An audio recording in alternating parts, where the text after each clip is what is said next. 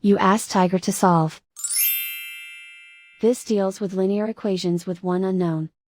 The final result is x equals 2 over 5. Let's solve it step by step.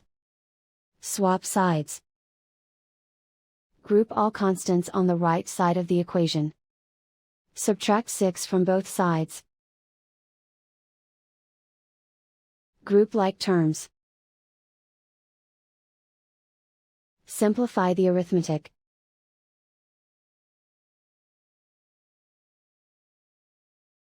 Isolate the x.